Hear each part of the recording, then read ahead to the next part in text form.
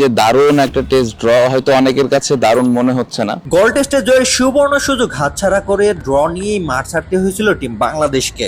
Match শেষে টাইগারদের কৌশল ও সিদ্ধান্ত নিয়ে প্রশ্ন তুলেছেন ক্রিকেট বিশ্লেষক ও সমর্থকরা। তবে দলের অধিনায়ক নাজমুল হোসেন শান্ত এসব সমালোচনার ভ্রুক্ষেপ না করে জানিয়েছেন তারা গোল টেস্টে পুরোপুরি আধিপত্য দেখিয়ে ড্র করেছে। শ্রীলঙ্কার সাথে আমাদের দারুণ কোনো মুহূর্ত খুব বেশি নাই, সো এরকম একটা টেস্টে আমরা ড্র করতে পেরেছি, ডমিনেট করে ড্র করতে পেরেছি, এটা একটা ভালো অ্যাচিভমেন্ট ছিল। দ্বিতীয় টেস্ট খেলতে ইতিমধ্যেই কলম্বোতে পৌঁছে গেছে বাংলাদেশ দল। হোটেলে উঠেই অনুশীলনে মাঠে নেমে পড়েছে টাইগার শিবির। ম্যাচ পূর্ব সংবাদ সম্মেলনে গোল টেস্ট প্রসঙ্গে শান্ত বলেন, আমরা পুরো ম্যাচ জুড়ে ডমিনেট করে ড্র করেছি। ফলাফল ড্র হলেও আমাদের পারফরম্যান্সে সন্তুষ্ট। সো ওভারঅল আমার মনে হয় যে লাস্ট টেস্ট ম্যাচটা আমরা ভালোভাবে খেলতে পেরেছি।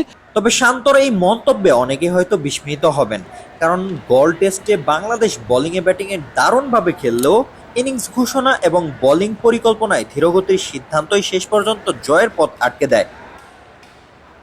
চতুর্থ ইনিংস প্রতিপক্ষকে অল আউট করার যথেষ্ট সময় না থাকায় ম্যাচ নিয়ন্ত্রণ থাকলেও জয় ছিনিয়ে আনার সুযোগ হারায় টাইগাররা। বিশ্লেষকদের মতে বাংলাদেশ দল ম্যাচে পারফরম্যান্স ধরে রাখলেও কৌশলগত ভুলের কারণে ম্যাচটি ড্রয়ের রূপ নেয়। তবে অতীত ভুল নিয়ে আর হয়তো ভাবতে চান না অধিনায়ক শান্ত।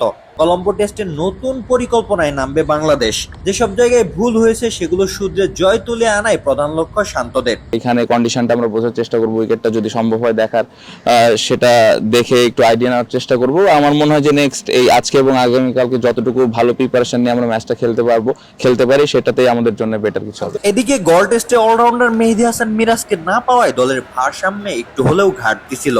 আর তাই মিরাজকে নিয়ে শান্ত বললেন, মিরাজ দলে থাকলে ব্যাটিং বোলিং দুই বিভাগে ইম্প্যাক্ট ফেলে, আর ফেরায় দল আরো ব্যালেন্সড হবে। দেখেন মিরাজ খেলতে পারে না, আমাদের একটা এক্সপিরিয়েন্স বলারও খেলতে পারে না, সো স্বাভাবিকভাবে একটু ইনএক্সপিরিয়েন্স বোলিং অ্যাটাক ছিল। এখন দেখার বিষয় কলম্বোর উইকেটে মিরাজকে ফিরে পেয়ে শান্তর নেতৃত্বে পুরনো ভুল শুধরে সিরিজ জয় করতে পারে কিনা বাংলাদেশ দল। রোশন মনির, আলটিমেট স্পোর্টস।